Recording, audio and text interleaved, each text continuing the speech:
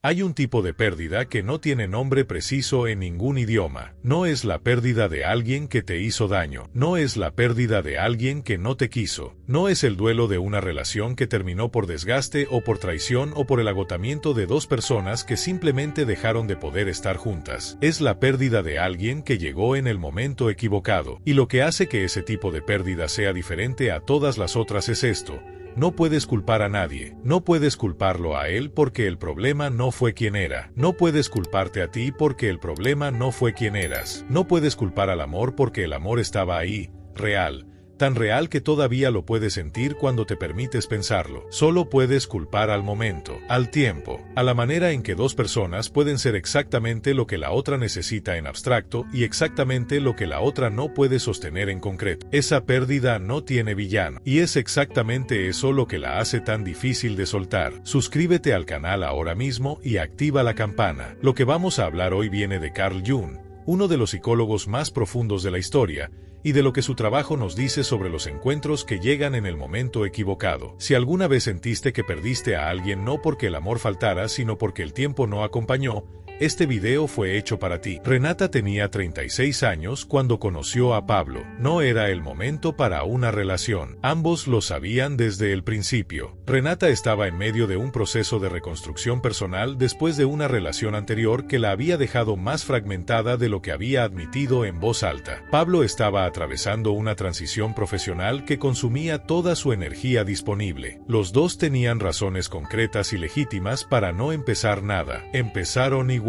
No de manera impulsiva ni irresponsable. De la manera en que empiezan las cosas cuando dos personas sienten algo que no pueden ignorar aunque tengan todos los argumentos del mundo para hacerlo. Gradualmente, con la conciencia de que probablemente era una mala idea, con la esperanza silenciosa de que a veces las malas ideas resultan ser las correctas. Durante 8 meses, Renata y Pablo construyeron algo que desde adentro se sentía como lo más real que cada uno había tenido, y desde afuera, para cualquiera que los viera, se sentía como dos personas que se amaban en el peor momento posible de sus vidas. Dime en los comentarios, ¿alguna vez viviste eso? Una conexión que se sentía completamente real, pero que llegó en el momento donde menos podía sostenerla. Escríbelo, porque lo que voy a decirte sobre por qué ocurre eso cambia completamente cómo lo interpretas. Carl Jung dedicó una parte significativa de su trabajo a entender por qué ciertos encuentros producen una intensidad que va mucho más allá de lo que la situación objetiva justifica. Y lo que encontró no fue una explicación romántica, fue una explicación psicológica que es a la vez más precisa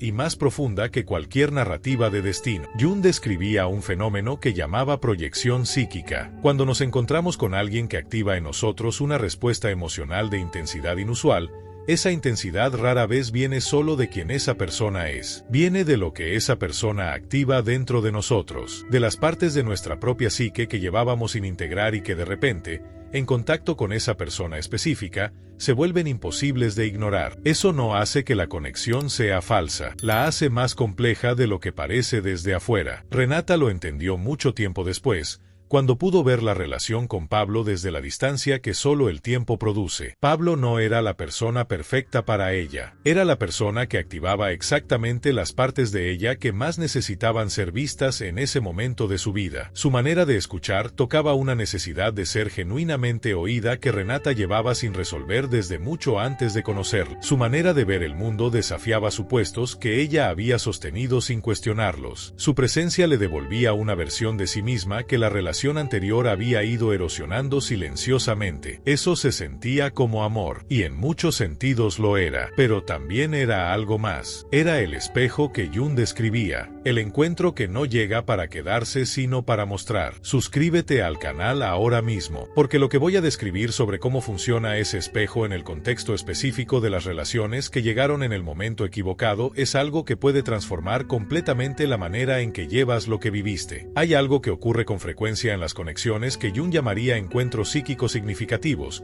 y que en el contexto del nicho del que hablamos en este canal toma una forma muy específica. La persona que llega en el momento equivocado raramente es alguien completamente sano y disponible que simplemente tiene mal timing con nosotras. Con mucha frecuencia, es alguien con una estructura emocional particular que complementa y activa la nuestra de manera muy precisa. Alguien que tiene la capacidad de hacernos sentir intensamente vistos en algunos momentos y completamente invisibles en otros. Alguien cuya intermitencia emocional no es aleatoria, sino que produce en nosotras exactamente el ciclo de búsqueda y alivio que mantiene la dinámica activa. Y en el contexto del timín errado, ese patrón se vuelve especialmente complicado de ver porque hay una narrativa disponible que lo hace parecer comprensible. El timing, las circunstancias, el momento equivocado. Que él sea así no porque tenga un patrón relacional que produce daño, sino porque está en un momento difícil de su vida. Esa narrativa puede ser parcialmente verdadera, y puede también ser la manera en que el sistema encuentra la explicación que le permite seguir en algo que en otro contexto habría reconocido más rápidamente como no sostenible. Suscríbete al canal ahora mismo y activa la campana. Lo que voy a describir sobre cómo el patrón empata narcisista se disfraza de timín errado es algo que necesitas entender para poder ver con claridad lo que realmente ocurrió. Pablo no era,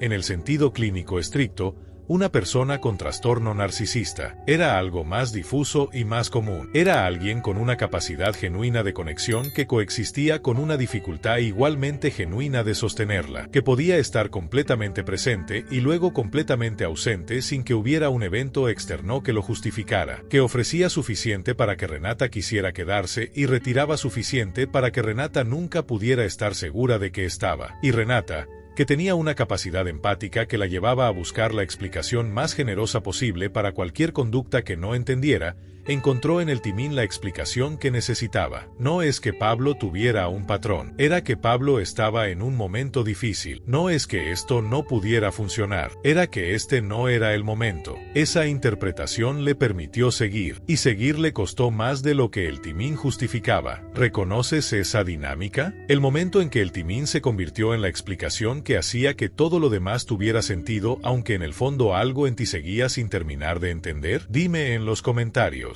Porque nombrar eso es parte de lo que permite ver el encuentro completo, no solo la parte que duele menos. Pero hay algo que Jung describió sobre estos encuentros que es más importante que cualquier análisis del patrón relacional: la función de despertar. Jung creía que ciertos encuentros ocurren no para ser relaciones en el sentido convencional, sino para activar en nosotros algo que estaba dormido, para forzar a la superficie partes de nuestra psique que la vida cómoda nunca habría convocado, para hacer visible lo que era invisible porque no había suficiente tensión para que apareciera. En el caso de Renata, Pablo despertó tres cosas específicas que ella pudo nombrar solo mucho tiempo después. La primera fue la claridad sobre lo que realmente necesitaba en una relación. La segunda fue una herida específica sobre su propio valor que la relación anterior había profundizado y que la intensidad de la conexión con Pablo había hecho tan visible que ya no podía ignorarla. Y la tercera fue la conciencia de que podía amar con más profundidad de lo que se había permitido antes. Ninguna de esas tres cosas habría emergido sin el encuentro. Y las tres,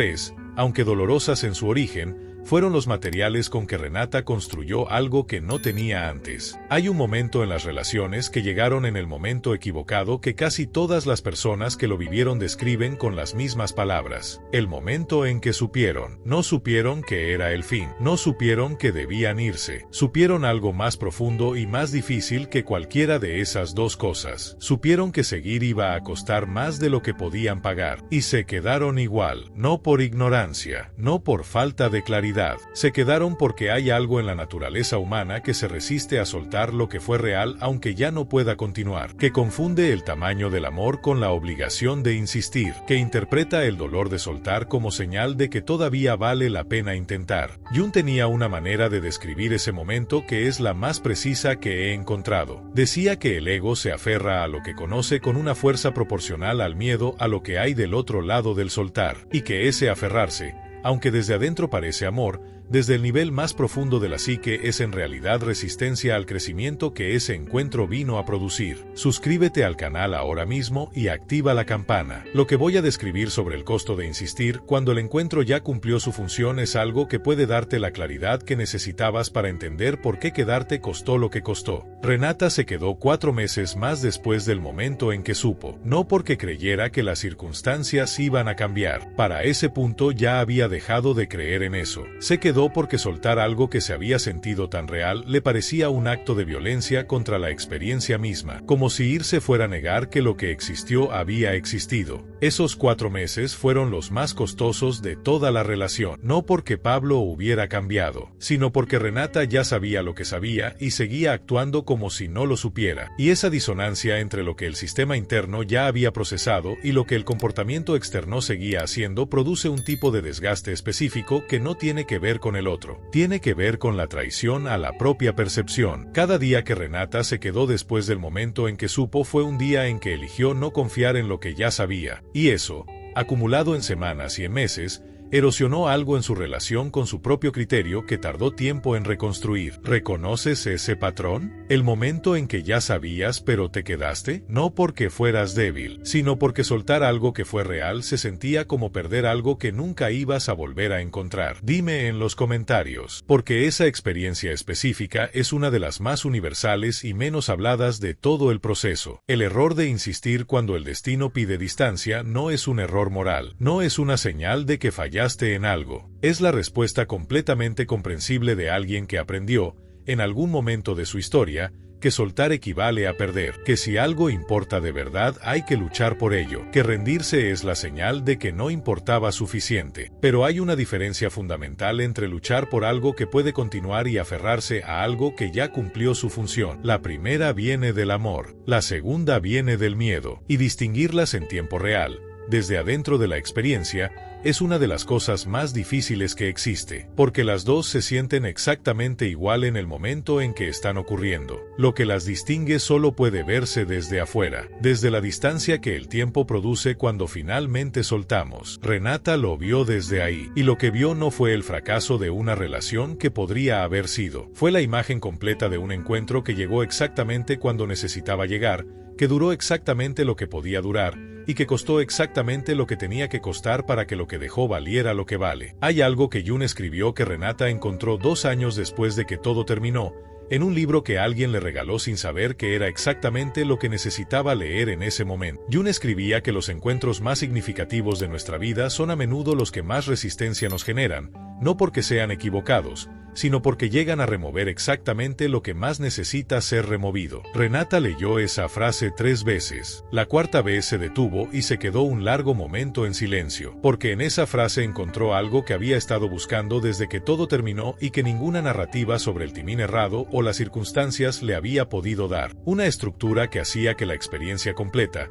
incluyendo el dolor, incluyendo los 4 meses de más, incluyendo el costo de insistir cuando ya sabía, tuviera sentido. No un sentido que lo justificara, un sentido que lo integrara, que lo convirtiera en parte de quien era en lugar de en algo que le había pasado. Suscríbete al canal ahora mismo. Lo que voy a decirte sobre cómo el timón errado revela su verdadero propósito es lo más importante de todo lo que hemos hablado hoy. El verdadero propósito del encuentro que llegó en el momento equivocado no se revela en el momento del encuentro, se revela mucho después, a veces años después, en el momento en que puedes ver con claridad lo que esa persona activó, lo que esa relación hizo visible, lo que ese dolor específico produjo que ningún otro dolor habría podido producir, y lo que emerge de esa visión, cuando llega con honestidad y sin la necesidad de romantizar ni de condenar, es algo que transforma completamente la experiencia. El encuentro deja de ser un error, se convierte en una función, no una función cósmica o mística en el sentido en que a veces se usa ese lenguaje para hacer más llevadero el dolor, una función psicológica precisa. El encuentro llegó para despertar algo específico, para hacer visible algo que era invisible, para crear la presión interna que necesitaba para que algo que llevaba tiempo sin moverse finalmente se moviera. Y cuando puedes verlo así,